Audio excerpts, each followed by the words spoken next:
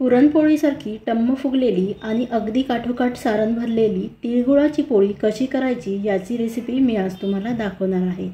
पोळी लाटताना सारण काठोकाठ कसं भरलं गेलं पाहिजे याची खास टिप मी तुम्हाला आजच्या व्हिडिओमध्ये दाखवणार आहे।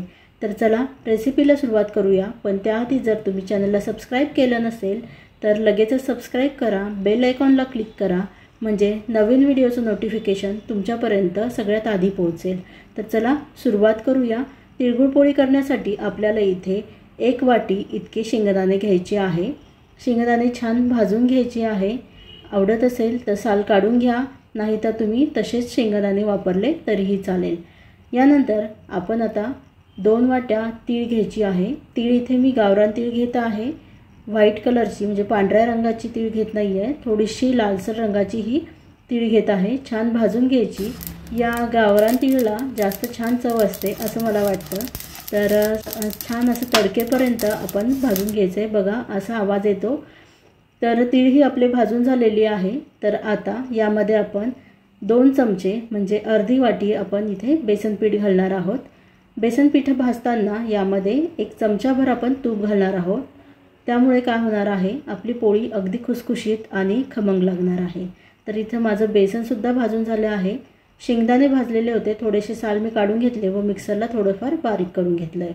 आता यानंतर आपण जे भाजलेले 2 वाटी तीळ होते हे देखील यामध्ये घालून घ्यायचे आहे व यामध्ये आता इथे मी 3 वाट्या इतका गूळ घालत आहे। तर 3 वाट्याचं प्रमाण म्हणजे कसं की 1 वाटी शेंगदाणे 2 वाट्या आपण तीळ घेतले, म्हणून इथे आपण 3 वाट्या इतका गूळ घालायचा आहे। भाजलेलं बेसन पीठ, थोडीशी विलायची पावडर व अगदी थोडीशी सुंठ यामध्ये घालायची आहे। थंडीचे दिवस आहे व गोड पदार्थामध्ये थोडीशी सुंठ घातली की छान लागतं। तर आता हे मिक्सरला आपल्याला छान बारीक करून घ्यायचं आहे। जाडसर ठेवायचं नाही आहे, हळूहळू छानसं बारीक करून घ्यायचं आहे। तर हे सगळं माझं सारण तयार झालं आहे, तुम्ही बघू शकतात। मी थोडं थोडं करून हे मिक्सरला बारीक करून घेतलं आहे। तर आता आपण इथे वरचं जे कव्हर करायचं आहे आपल्याला त्याच्यासाठी आपण पीठ मळून घेऊयात। 2 वाटी इथं मी गव्हाचं पीठ घेतलं आहे, त्यामध्ये अर्धी वाटी बेसन पीठ, थोडं मीठ व कडकडीत तेलाचं मोहन घातलं आहे। तेलाचं मोहन 3 ते 4 चमचे इतकं तेल तुम्ही वापरू शकतात मोहन करण्यासाठी। तर इथं पीठ मळून घेतलेलं आहे। आपलं कणिक तयार आहे। 5 मिनिटं थोडंसं मुरू द्या व त्यानंतर परत एकदा एकसारखं करून घेऊया। आता आपल्याला शेवटपर्यंत सारण हे पोळीमध्ये भरलं गेलं पाहिजे, यासाठी काय करायचं नाही ते तुम्हाला मी आधी सांगते। तर आपण पुरणपोळी करताना जसं सारणाचा गोल उंडा करून जे कणिक आहे त्याची पोळी लाटून त्यामध्ये आपण घालतो, तर तसं न करता आपल्याला बघा त्याचा रिझल्ट काय येतो ते मी तुम्हाला आधी दाखवते। तर मी इथे आतल्या सारणाचा गोल उंडा केला आहे, गोल गोळा केला आहे व तो इथे मी पारीमध्ये भरलेला आहे आणि आता याची आपण पोळी लाटून घेत आहोत। तर जर आपण सारणाचा जर उंडा केला आणि आतमध्ये घातला तर बघा अशा पद्धतीने लाटायला तर थोडंसं कठीण जातंच, पण शेवटपर्यंत तुम्ही बघू शकतात इथे पुरण आतलं जे सारण आहे ते भरलं गेलेलं नाही आहे। बघा शेवटपर्यंत पसरलेलं नाही आहे। तर ही चूक आहे। पुरणपोळीला असं केलं तर नक्की चालेल, कारण पुरण हे तेवढं मऊ असतं, पटपट सरकतं। परंतु इथे तिळगुळाची पोळी आपण करतोय तर ते इतकं मऊ नसतं, म्हणजे सॉफ्ट नसतं। तर आपल्याला काय करायचं आहे, इथे पोळी लाटून घ्यायची आहे व जे सारण आहे त्याच्या गोळा न बनवता आपल्याला काय करायचं आहे, हे यामध्ये भरून घ्यायचं आहे। असं मोकळंच भरायचं आहे।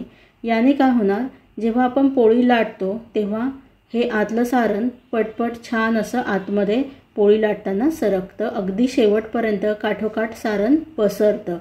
तर बघा मी आता पोळी लाटून घेते। हा उंडा करून एक्स्ट्राचा जो आहे पीठ ते मी काढून घेते, एक्स्ट्राचं कणिक काढून घेत आहे। तर इथे ही तिळगुळाची लाटण्यासाठी मी इथे तांदळाचं पीठ वापरणार आहे।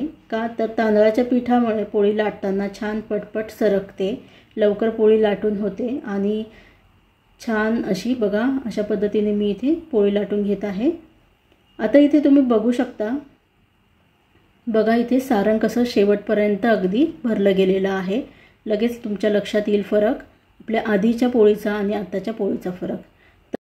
इकडे मी तवाही तापवत ठेवलेला होता आणि आता आपण आपली तिळगुळाची पोळी छान तूप घालून खमंग अशी भाजून घेऊया।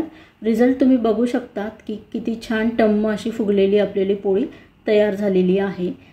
या मकर संक्रांतीला तुम्ही या पद्धतीने या तिळगुळाच्या पोळ्या नक्की करून बघा व मला कमेंटमध्ये सांगा की तुम्ही बनवलेल्या पोळ्यांचं जे सारण आहे ते अगदी काठोकाठ आलं की नाही। तर रेसिपी आवडली असेल तर चॅनलला सबस्क्राईब करा, आपल्या फॅमिली फ्रेंड्ससोबत ही रेसिपी शेअर करा व माझ्या चॅनलवरील इतरही व्हिडिओ आहेत ते नक्की बघा। त्याचबरोबर तिळगुळाच्या लाडूची रेसिपी चॅनलवर अपलोड केलेली आहे, ती एकदा नक्की बघा।